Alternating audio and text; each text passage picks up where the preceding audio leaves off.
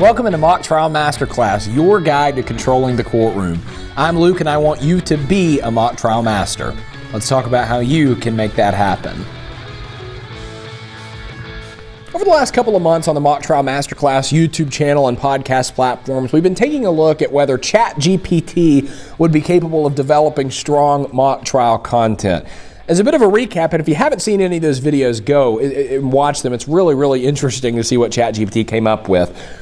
Opening statements, I gave ChatGPT a 3 out of 10. Direct examinations, I gave it 6.5 out of 10. Cross-examinations, I gave ChatGPT a 1 out of 10. That one was a complete disaster. And now we're going to wrap this whole series up by seeing if ChatGPT can create a good closing argument. So, I have fed ChatGPT the case summary of the case we had in Tennessee high school mock trial my senior year of high school when I was still competing. It is a case deciding whether an injury that occurred at this big protest was the fault of the city, who's the defendant, for not having enough protection in place, enough police officers, or whether the plaintiff, his or herself, actually caused their own injuries. We're going to have an opening statement. I have fed it the summary from that case and given it this instruction. It says, based on this summary of a negligence case in the state of Tennessee, write a closing argument for the plaintiff. The closing should be between 550 and 650 words. That'll get it to about the 5-minute range, which is what you want in high school most of the time. All right, grand finale. Let's see what it comes up with. Ladies and gentlemen of the jury, today we stand here seeking justice for Cardin Carroll, a passionate advocate for hockey and a dedicated member of our community. What does that mean, a dedicated member of the community? Like, everyone's kind of a member of the community. I don't know how you'd be more dedicated. I don't know. What began as a peaceful protest for change ended in tragedy, leaving Cardin. By the way, you never want to refer to your client or really anyone else as an attorney in a trial, mock trial, as their first name. It's Mr. Carroll, Ms. Carroll, right? Leaving Cardin with severe injuries that forever altered their life. Which, that's funny, because in mock trial we never know whether it's male or female until we actually get into the round. As we reflect on the events of that fateful day, if you watched our opening statement video, you know ChatGPT loved the word fateful in mock trial. As we reflect on the events of that fateful day, it's crucial to remember the sequence of events that led to Cardin's injuries. Cardin, there we go, Cardin. Mr. Carroll, Ms. Carroll. Cardin, in full compliance with the law, obtained a permit from the city of Hockeytown to peacefully assemble and express their grievances. Yet, despite this lawful authorization, the city failed in its duty to ensure the safety of its citizens. Not awful so far. The negligence of the city of Hockeytown is evident from the very beginning. While Cardin and their fellow protesters gathered at Center Park, just blocks away, the city was preoccupied with the solar eclipse festivities, diverting crucial resources away from where they were needed most. All right, I don't even need to read the rest of this to understand primary problem number one with this thing, which is that what ChatGPT has spit out is second opening. Okay? Second opening is the phrase I give to when you hear a closing argument and it's not actually an argument. Okay? Your closing arguments need to actually argue, not just recap the case or restate the opening statement in the past tense. Opening statements give a preview of the trial, talk about you will hear, the proof will show, the evidence will show. Closing arguments cannot just simply say you heard, the proof showed, the evidence showed. Right, you got to take all of that, kind of synthesize it, put it together for the jury, and then actually argue, make an argument based on what happened during the trial. What we have here is just, well, I don't even know that it really is a recap. It's just kind of restating various facts that occurred. Let's keep going to see if that trend continued. As we consider the testimony provided, it's clear that Cardin, again, should be Ms. Carroll or Mr. Carroll, was not the instigator of violence, but rather a victim of circumstances beyond their control. There's that very formal language we saw when we did the opening statement video.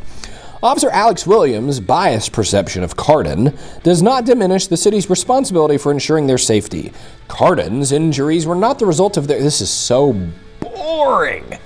Right, when I teach closing arguments, what I always tell students is that you have to give people a reason to listen to you, right? We have all sat through boring presentations at work or school or church or wherever, where someone gets up to speak and they're not prepared and they're not interesting and they're not engaging. And yet, for whatever reason, we then stand up to speak and expect that, well, no matter what we do, people are going to listen. When we, in fact, have many, many times stopped listening to people because they weren't interesting. If you got up and gave this as your closing argument, 0 people will be listening to you.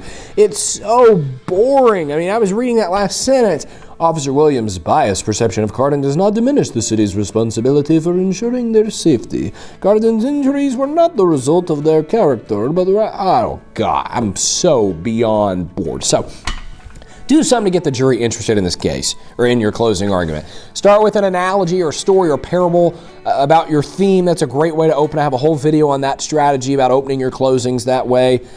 And then actually argue, right? Take the elements of the law from the case and argue how you proved those things, or give yourself some kind of organizational structure. And, we proved the bag was here, the bag, I don't know, something to keep the jury engaged and interesting, because that is just not happening at all here.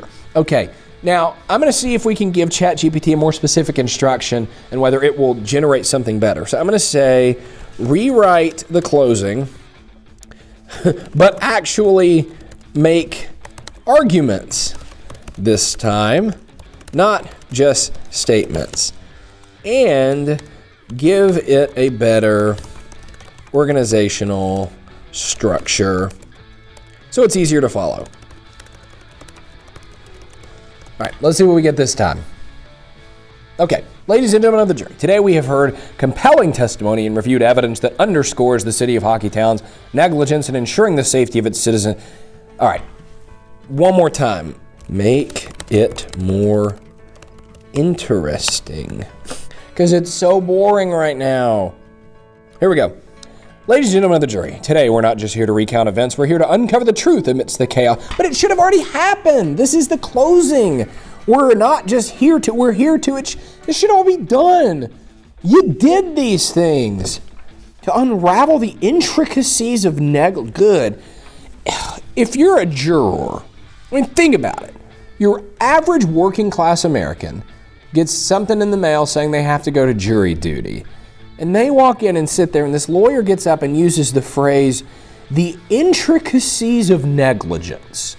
You are done listening immediately at that point. So, without even reading the rest of this, aside from the fact that none of this appears to actually be arguing and the organizational structure is iffy at best, this is so boring. You gotta make your closing arguments engaging. You gotta be very thoughtful about how you're keeping the jury in tune with what you're saying and that they're actually listening to you.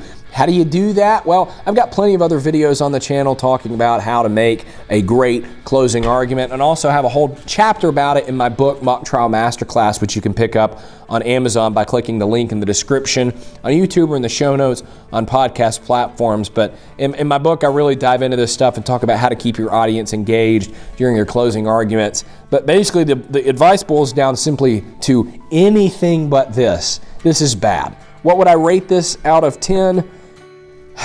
3.5.